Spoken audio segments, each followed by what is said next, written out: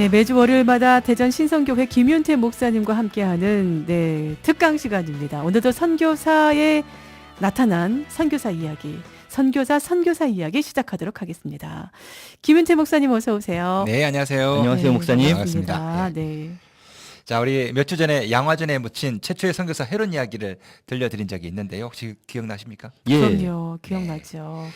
그 뒤로 우리 헤론과 언더우드 알렌이 서로 사이가 안 좋았다가 네. 헤론이 죽으면서 서로 화해하게 됐다는 그 내용 우리 네. 지난주에 예, 진짜 그렇죠. 화해했어야 되는데. 네. 그때 제가 말씀드릴 때 헤론이 죽고 두 딸과 함께 홀로 남겨진 그의 아내 헤리엇 헤리엇. 이야기 제가 예. 드렸는데요. 이것도 기억나시나요? 혹시? 기억합니다. 야, 정말 시험 한번 볼까요? 정말 기억나는지. 자, 그 헬리어트 여사와 결혼했던 사람이 바로 헤론의 친구였던 게일 선교사인데요. 네네. 자, 오늘은 그 게일 선교사 이야기를 해드리도록 하겠습니다. 기대하겠습니다. 기대가 됩니다. 네, 게일 선교사는 한국에 온 최초의 캐나다인 선교사입니다. 아, 지금까지 주로 이제 영국이나 미국에서 오신 분들 말씀드렸죠. 예. 이분은 캐나다 출신이세요. 아버지는 스코틀랜드계, 어머니는 네덜란드계. 다국적이시네요. 예, 캐나다에서 태어나셨고요. 예. 토론토 대학 재학 시절에 무디의 부흥 집회 때 참석해서 은혜를 받고 선교사로 헌신합니다. 네. 이 무디의 SVM 운동이라고 그러는데요. 학생 자원 운동. 예. 이때 선교사들이 많이 배출이 됐어요. 1888년 토론토 대학을 졸업하고 그해 12월 모교 토론토 대학의 YMCA 소속 평신도 선교사로 부산에 도착을 합니다. 이때 그의 나이 25. 와. 예, 꽃다운 나이죠. 예. 예, 부산에서 서울로 올라옵니다.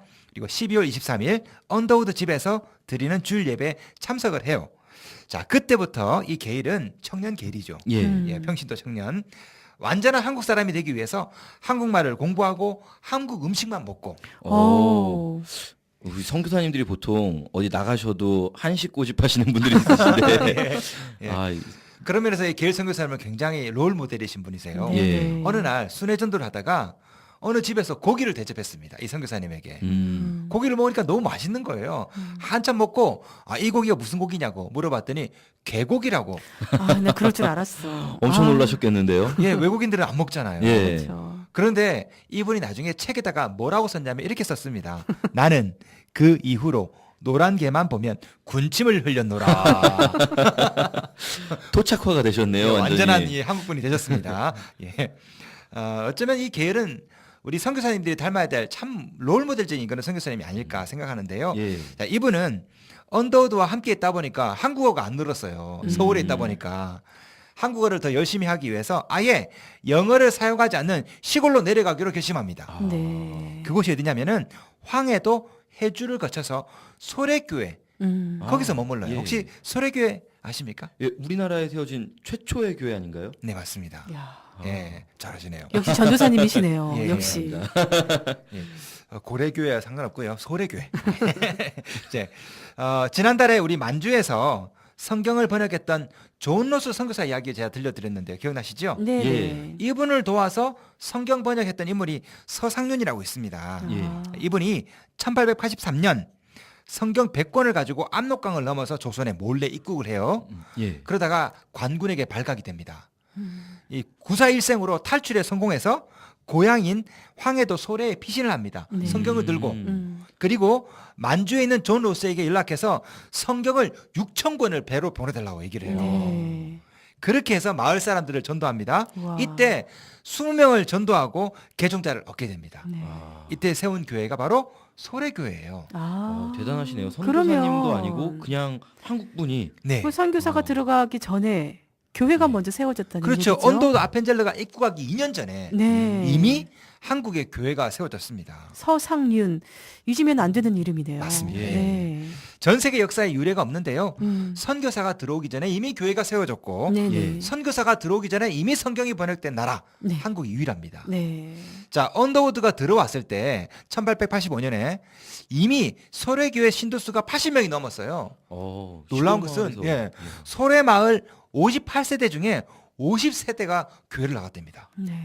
대단한데요. 야, 정말. 놀랍죠. 예. 네. 교회가 좁아가지고요. 음. 증축을 하기로 결심을 했습니다. 그 힘이 뭘까 참 궁금해지는데요. 궁금하죠. 예.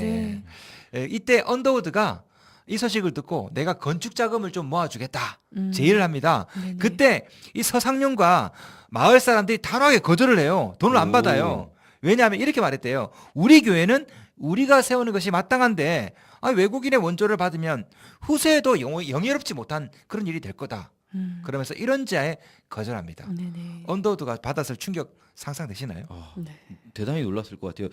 저희가 마치 지난주에 배웠던 그 삼자 원칙 바로 그거를 이미 그렇죠. 한국에서 이미 해고 있었네요. 정확한 지적입니다. 예. 저도 그렇게 동의를 하는데요. 어떻게 보면 이 삼자 원리가 한국에 시행되기 전에 이미 한국에는 강력한 토착교회가 이 소래교회가 세워졌었어요. 네. 자, 이때 이 게일이 머물렀던 곳이 바로 이 소래교회였습니다. 아, 굉장히 놀라셨겠어요, 게일 선교사님도. 그렇죠. 이 청년 게일이 선교사가 선교하기 전에 이미 교회가 시작된 특이한 광경을 목격하게 됐으니까 네네. 얼마나 놀랐겠어요. 그럼 말씀의 위력이지 않을까 싶어요. 네, 맞습니다. 성경이 먼저 들어갔기 때문에. 그렇죠. 네. 두 분 오늘 정말 우수한 학생인데요. 네. 바로 그곳에서 평생의 동역자요 조사인 이창직을 만납니다. 네. 그리고 서울로 돌아오는데요. 이분은 게일 선교사님의 한국말 선생이기도 하고요. 네. 성서 번역에 굉장한 협조자가 됩니다. 음. 원래 게일의 학부 전공이 문학이에요. 아, 그래서 게일은 성서 번역 말고도 한국의 문학 작품에 굉장히 관심이 많습니다. 1897년에 한국 최초의 한영사전을 간행을 하고요. 철로 역정도 이분이 번역을 합니다. 네네. 우리가 알고 있는 뭐 로빈슨 크루소는 이런 거 있지 않습니까? 예. 다 이분이 한국말로 번역을 해요. 아, 대단하신데요. 최근에 소설가 한강의 책 채식주의자를 데버러 스미스라는 분이 영어로 번역해서 네. 같이 상 출간했다가- 받았어요. 예, 그렇죠. 네. 맨부커상 예. 받았죠, 그죠? 어떻게 보면은 춘향전, 구운몽 같은 문학 작품을 영어로 번역해서 한국의 문학을 전 세계에 알렸던 최초의 서양인은 바로 이 게일 선교사님이세요. 상 줘야겠네요. 예. 상 받을 만한 대단하네요. 일을 하셨는데. 예, 맨부커상 말고 뭐 신방상이라도 줄까요? 네. 지금도 아마존에 가서 검색해 보시면요, 음. 구운몽, 나인 드림스, 구운몽 그 보시면은 번역자가 게일로 돼 있어요. 그렇군요. 네. 게일의 가장 큰 업적 중에 하나가 그 당시 사용하던 하느님의 표기를 제가 지난번에 잠깐 말씀드렸는데요. 네네. 하느님 밑에 아래 한글이 있었다고요. 네네. 예. 이 표기를 하나님으로 정확하게 번역한 분, 유일한 하나님, 유일한 분, 네. 하나님이라고 그렇게 고착시켰던 분도 바로 이 게일 선교사님이세요. 아, 감사하겠네요. 예. 네. 예. 그리고 그 당시에 조선인들은 한글을 스스로 천대시했잖아요. 예. 근데 게일 선교사님은 오히려 한글의 우수성을 전 세계에 알리는데 굉장히 공헌한 분입니다. 게일이 없었다면 오늘날처럼 한글이 이렇게 널리 보편적으로 사용되었을까? 그런 가끔씩 생각이 들 정도로. 보면 선교사님들이 오히려 한국인보다 한국을 더 사랑하신 분들이 많은 것 같아요. 맞습니다. 정확한 지적이세요. 이 한국 문학을 얼마나 사랑했냐면 나중에 게일이 자신의 사역을 마치고 본국으로 돌아갈 때 혹시 고려시대 문인 이규보 아시죠? 예. 이규보의 전집을 자기 고향으로 갖고 가요. 어, 한국 책을 얼마나 사랑했으면. 그냥 아. 사역 대상으로 한국을 본 게 아니라 진심으로 한국을 사랑하셨네요. 이분이 캐나다에 돌아가서도 한국 문학 작품을 계속 번역합니다. 네네. 은퇴하고서도요. 10권의 영문 저서, 30권의 한국어 저서, 음. 한국어 저서가 30권이에요. 30권. 와. 그리고 수많은 번역서와 논문을 남겼습니다. 심지어 네네. 은퇴하는 그 해에도 한국 역사책을 출간을 해요. 이분이. 그렇군요. 굉장히 대단하죠. 훌륭한 일을 예. 하셨네요. 한편 이렇게 열심히 사역하던 게일에게 큰 재정적인 어려움이 찾아옵니다. 음. 우리 글을 파송했던 캐나다 토론토 대학 YMCA에서 더 이상 선교 후원을 못하겠다. 돈이 없어서. 아이고 이런. 아, 자, 이때 이 게일을 도와준 사람이 누구냐면 바로 헤론이에요. 네네. 헤론이 주선을 서서 미국 장로회 선교부로 적을 옮기게 됩니다. YMCA에서. 이적했군요. 네네. 아. 자, 그렇지만 이 불행히도 헤론이 갑자기 병으로 죽게 됩니다. 그러게요. 게일은 헤론의 은혜를 갚기 위해서였는지 모르겠지만 혼자 남겨진 헤론의 미망인 헤리어트 여사와 결혼을 하고요.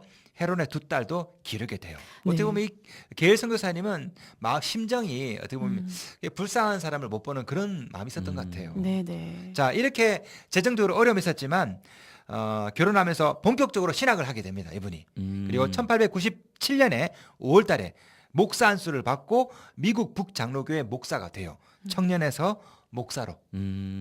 어떻게 보면 후원처가 끊긴 게 오히려 전화위복이 된 걸 수도 있겠네요. 맞습니다. 더 예. 잘 됐어요. 네. 네. 목회자가 된 게일 선교사님은 1900년 연못골 교회, 오늘날의 연동교회 들어보셨죠? 서울에. 예, 연동교회. 예. 예. 연동교회 초대 담임 목사가 되십니다. 네, 역사가 깊어요. 네. 연동교회. 그리고 1901년 연동교회 부속 건물에서 경신학교, 정신학교를 시작하시고요. 네. 1903년에는 황성 기독 청년회 아마 역사 시간에 배우셨을 텐데요. 예. YMCA를 창립을 합니다. 자, 이 이때 계를 도와서 교회 부흥에 이바지한 사람이 바로 조사 고찬익이에요. 네. 자, 이분을 이름을 좀 기억하실 필요가 있는데요. 이분은 원래 갑밭이 천민이세요. 가죽을 다루는. 맞습니다. 예. 예. 신분을 비관해서 노름판에서 평생 방탕하게 지냈다가 아유. 이분이 게일 선교사를 만나가지고 회심을 합니다. 그리고 게일 선교사님은 이분을 자기의 조사로 삼게 되고요. 네네. 그리고 오늘날 연동교회 일대 장로, 초대 장로로 장립을 받습니다. 네. 이분이 얼마나 열심히 사역했는지 교회 수가 급격히 늘어났는데요. 이때 이미 1200명이 돌파할 정도로 굉장히 큰 와. 교세를 자랑했다고 합니다. 음. 놀라운 일화가 참 많은데요.